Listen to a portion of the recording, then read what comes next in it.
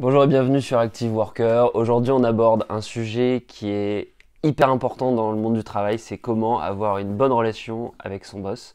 Il y a une étude cadre emploi qui date de novembre 2020 et qui montre qu'en gros 63% des cadres jugent leur relation mauvaise avec leur hiérarchie et il y en a 30% qui se jugent dépassés par la situation.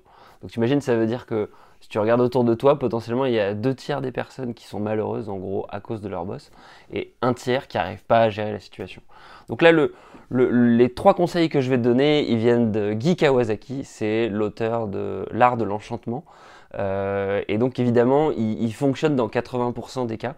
C'est-à-dire qu'il y a 80% des cas où les 3 conseils que je vais te donner, c'est pour en gros avoir une bonne relation avec ton boss. Parfois, il faudra aller à l'encontre de ton boss parce que voilà, on te demande de faire quelque chose qui va pas avec tes valeurs, etc., etc.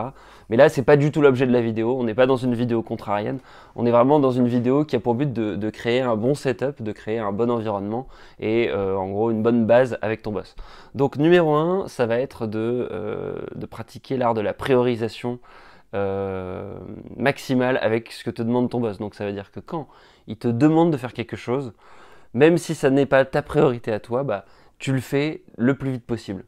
Donc évidemment, s'il te demande quelque chose mais qu'il te dit c'est pour la semaine prochaine, c'est pas obligé que tu laisses tout tomber et que tu ne fasses que ça de la journée.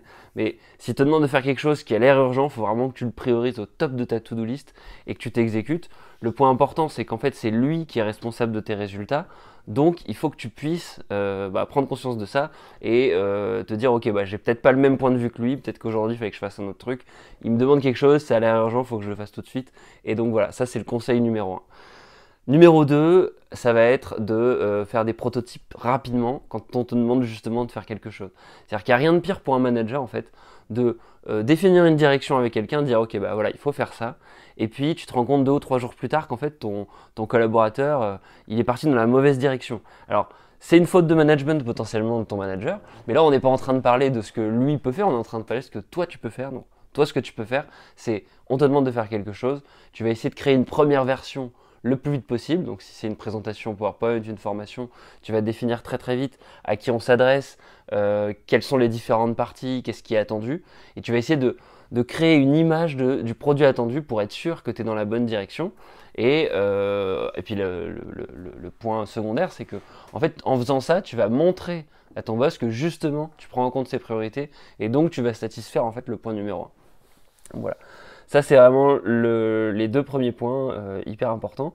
Le 3e point, ça va être d'être capable d'annoncer les mauvaises nouvelles le plus vite possible. C'est-à-dire qu'il arrive quelque chose qui était imprévu et qui fait que voilà, on va avoir un délai dans ce qu'il faut rendre, on a une tuile, on a la plainte d'un client, on a un problème.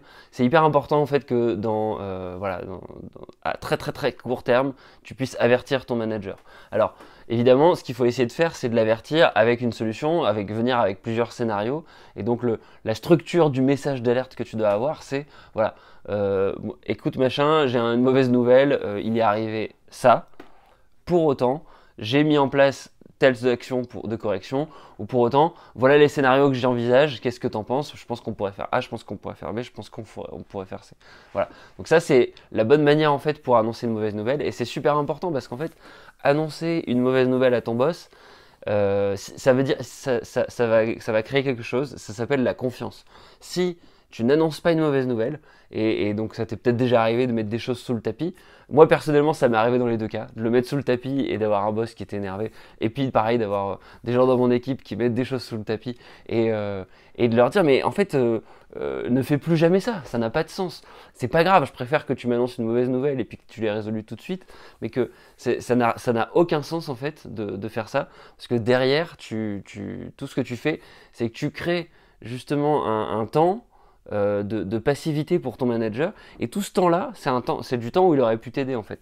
Et ce qui est hyper important, c'est encore une fois le point numéro 1, c'était la responsabilité du manager, et le manager, c'est lui qui est accountable au sens anglais du terme des résultats de ton travail vis-à-vis de la hiérarchie, vis-à-vis des clients, vis-à-vis de tout le monde.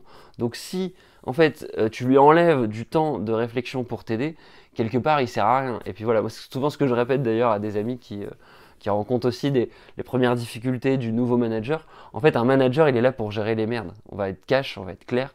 Donc si tu lui enlèves ce temps-là, quelque part, en fait, tu fais l'économie de quelqu'un qui aurait pu être là, t'aider en pompier.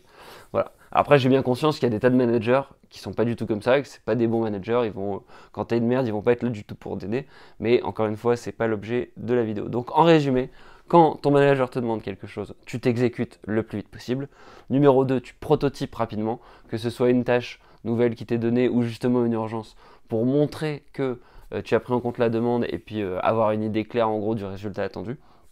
Et puis enfin, s'il y a des mauvaises nouvelles qui arrivent, tu les annonces rapidement pour être sûr que ton manager il soit au courant et qu'il puisse t'aider s'il y a besoin d'aide, tout en lui proposant également des solutions pour être constructif.